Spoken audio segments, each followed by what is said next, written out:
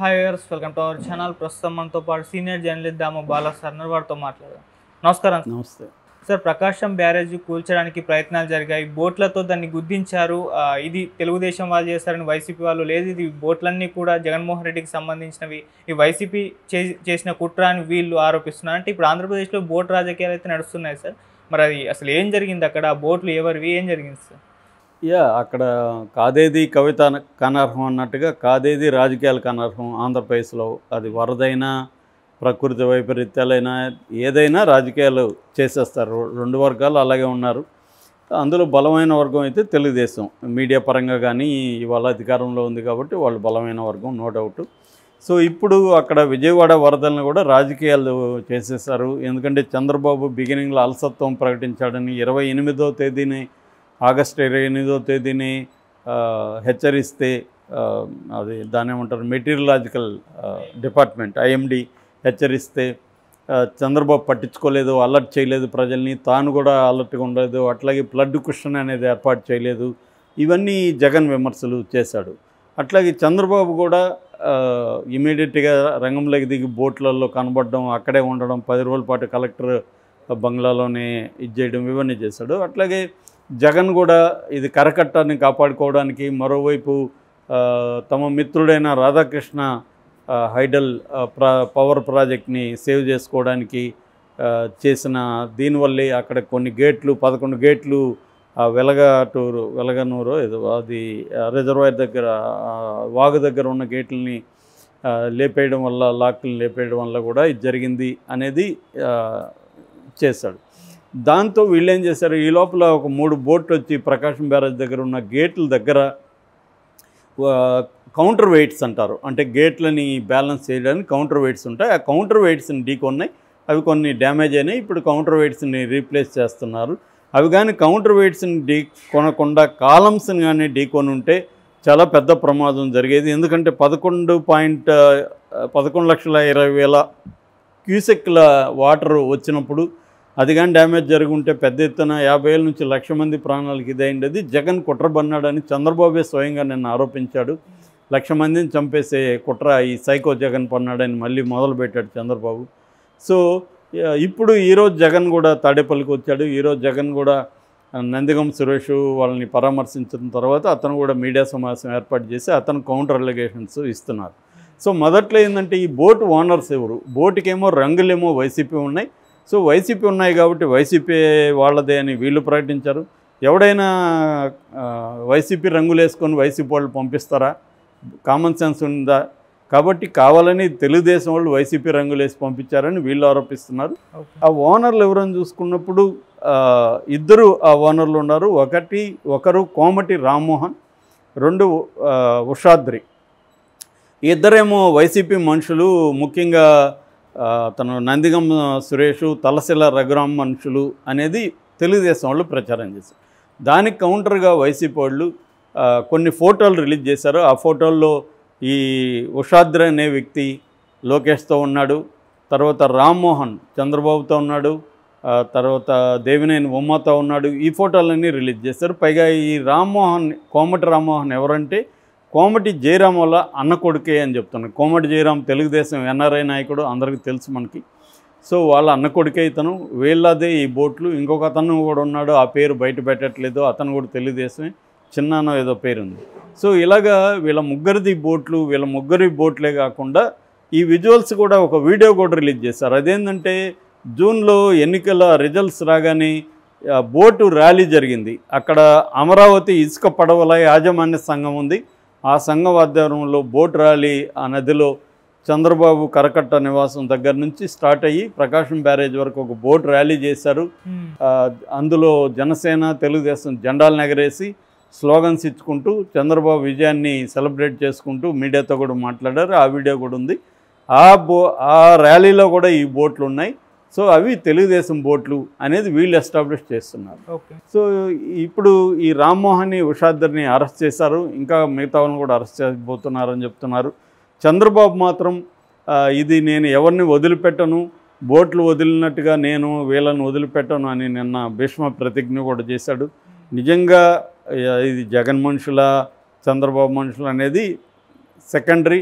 First అసలు ఈ బోట్లన్నీ వాళ్ళు కావాలనే వదిలారా, ఎందుకు వదిలారు, వాళ్ళ ఉద్దేశం ఏంటి, దీని మీద విచారణ జరగాలి. ఇక్కడ ఫెయిర్ అండ్ ఫ్రీ విచారణ జరుగుతుందని కూడా డౌట్. ఎందుకంటే తెలుగుదేశం వాళ్ళ గోల్ ఏంటి, జగన్ని విలన్ చేయాలి వరదలకు సంబంధించి. జగన్ గోల్ ఏంటి, చంద్రబాబును విలన్ చేయాలి. చంద్రబాబు వల్లే వరదలు వచ్చింది, చంద్రబాబు వల్లే వరద బాధితులకు సహాయం అందలేదు, చంద్రబాబు స్వయంగా చెప్పాడు 20% కూడా సహాయం అందలేదని. కాబట్టి ఇది చేతగాని ప్రభుత్వం, చంద్రబాబు పబ్లిసిటీ కోసం తాపత్రయపడుతున్నాడే తప్ప నిజంగా బాధితులకి హెల్ప్ చేయలేదు అనేది జగన్.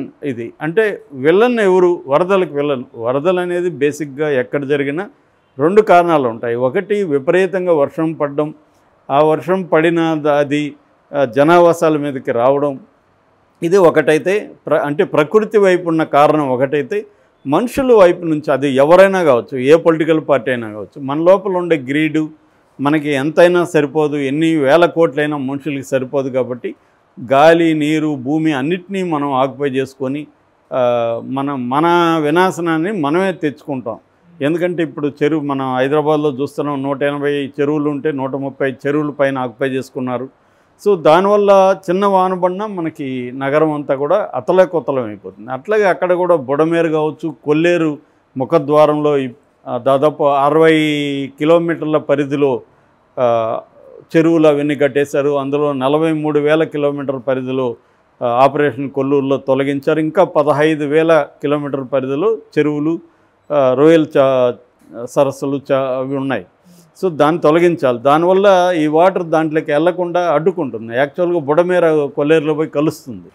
సో ఇక్కడ అడ్డుకుంటుంది. బుడమేరేమో దాని ఎక్స్టెన్షన్ దగ్గర అంతా కాలనీలు కట్టేశారు. ఇది అన్ని పార్టీలు చేశారు యాక్చువల్గా. ఇది ఎవరో తెలుగుదేశం వాళ్ళ మీద నెపం వైసీపీ వేసేస్తే కుదరదు, వైసీపీ మీద తెలుగుదేశం వేస్తే కుదరదు. అందరి పాపం ఉంది, అందరూ చేశారు. ఇక్కడ కూడా హైదరాబాద్లో తెలుగుదేశం పరిపాలించింది, కాంగ్రెస్ పరిపాలించింది, బీఆర్ఎస్ అందరూ పరిపాలించారు. అందరి పాలనలోనే ఇవి జరిగాయి. కాబట్టి దీన్ని ఇప్పుడు ఎలా తొలగించాలి, ఎలా పరిష్కరించాలి, చెరువులను ఎలా చేయాలనేది చూడాలి. ఒకరేమో ఇప్పుడు కూడా అక్కడ ఏకాభిప్రాయం కనబడలేదు. చంద్రబాబు ఏమో హైడ్రా వ్యవస్థను తీసుకొస్తాను అంటున్నాడు, పవన్ కళ్యాణ్ ఏమో హైడ్రా వ్యవస్థ పనికిరాదు, వాళ్ళతో మాట్లాడాలి అంటున్నాడు. యాక్చువల్గా అదే కరెక్ట్ పవన్ కళ్యాణ్ చెప్పింది. ఎందుకంటే మిడిల్ క్లాసు పేదవాళ్ళు ఉన్నప్పుడు వాళ్ళు నిర్వాసితులు అయిపోతారు, బిల్డర్స్ ఏమో ఎస్కేప్ అవుతారు. కాబట్టి వాళ్ళతో మాట్లాడి ఇలాగా మీరు ఈ నదీ కోర్సులో మీరు ఇల్లు కట్టేసుకున్నారు, సో దీన్ని ఖాళీ చేయండి, మేము మీకు వేరే దగ్గర ఇల్లు ఇస్తామని చెప్పి వాళ్ళని కన్విన్స్ చేసి వాళ్ళు కొంత నష్టం జరిగిన వాళ్ళు త్యాగాలకు సిద్ధం కావాలి. ఎందుకంటే వాళ్ళు కూడా చూసి కదా కొనాలి. సో వాళ్ళు కూడా చూడకుండా కొన్నారు కాబట్టి వాళ్ళ వైపు నుంచి కూడా ఇబ్బంది ఉంది. సో ఇవన్నీ చేయాలి. ఏదేమైనా చేయడం మొదలుపెడితే నీవు చేయగలుగుతారు తప్ప ఎస్కేప్ అవుదాం అనుకుంటే మళ్ళీ ఇలా బుడమేర అనేది విజయవాడ దుఃఖదాయనిగా ఎప్పుడో ప్రకటించి సారో ఆఫ్ విజయవాడ అది. సో మళ్ళీ దానివల్ల వరదలు మళ్ళీ కూడా వస్తాయి ఇప్పుడు కానీ తీసుకోకపోతే. రెండోది ఇదేం ఫస్ట్ టైం కూడా కాదు, ఇంత వర్షం కురవడం అనేది గతంలో కూడా కురిసింది, మళ్ళీ కూడా కురవచ్చు. సో కాబట్టి ఈ బురద రాజకీయాలని నిన్న షర్మిల చెప్పింది, అది కరెక్టు. అంటే ఆమె కూడా దీంట్లో పార్ట్, కానీ ఎవరికి వాళ్ళు నేను పార్ట్ కాదనుకుంటారు కదా, నీదే తప్పని వేలు చూపిస్తుంటారు. సో ఆ రకంగా ఇప్పుడు వైసీపీ తెలుగుదేశం బురద రాజకీయాలు మానాలి. జగన్ కూడా పాజిటివ్ రాజకీయాలు చేయడం నేర్చుకోవాలి. అతను ఎంతసేపు నెగిటివ్గానే రియాక్ట్ అవుతున్నాడు. తను పాజిటివ్గా వరద బాధితులకి తన పార్టీ నుంచి ఏం చేయాలనేది ఆలోచించగానే చేస్తుంటే జగన్కి కూడా ప్లస్ అయ్యేది. అది వదిలేసి చంద్రబాబుని విమర్శిస్తా కుదరదు. చంద్రబాబు మ్యాక్సిమం ట్రై చేస్తున్నాడు, అతనికి పబ్లిసిటీ పిచ్చుందని అందరికీ తెలుసు. దానివల్ల ప్రజలకి ఏం నష్టం లేదు, పబ్లిసిటీ ఉంటే చేసుకుంటాడు. కానీ ప్రజలకి అతని వల్ల మేలు జరిగిందా లేదా, తను సహాయక చర్యల్ని సక్రమంగా పర్యవేక్షిస్తున్నాడు లేదా అనేది ఇంపార్టెంట్. అక్కడ చంద్రబాబు కొంత ఫెయిల్ అయినట్టుగా కూడా కనబడుతుంది. ఆయన వరకు ఫెయిల్ కాలేదు, కానీ ఆయన మాట యంత్రాంగం వినట్లేదు, మంత్రులు వినట్లేదని ఆయనే ఆక్రోశం వ్యక్తం చేస్తున్నాడు. సో అది దాన్ని కరెక్ట్ చేసుకోవాల్సిన అవసరం ఉంది.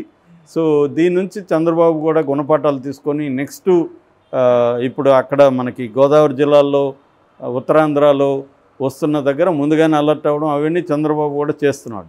అంతకంటే ఇంకా బెటర్గా చేయాలని కోరుకోవడం మంచిదే, కానీ చేస్తున్న దాన్ని కూడా గుర్తించాలి. చంద్రబాబు ఈ వయసులో కూడా హార్డ్ వర్క్ చేస్తున్నాడు, తన మ్యాక్సిమం తన శాయశక్తిలో అక్కడ పనిచేస్తున్నాడు. సో జగన్ కూడా పాజిటివ్గా దీన్ని తీసుకొని వెళ్ళాలి తప్ప ఇటువంటి బురద రాజకీయాలు చేయడం ప్రజలకు మంచిది కాదు.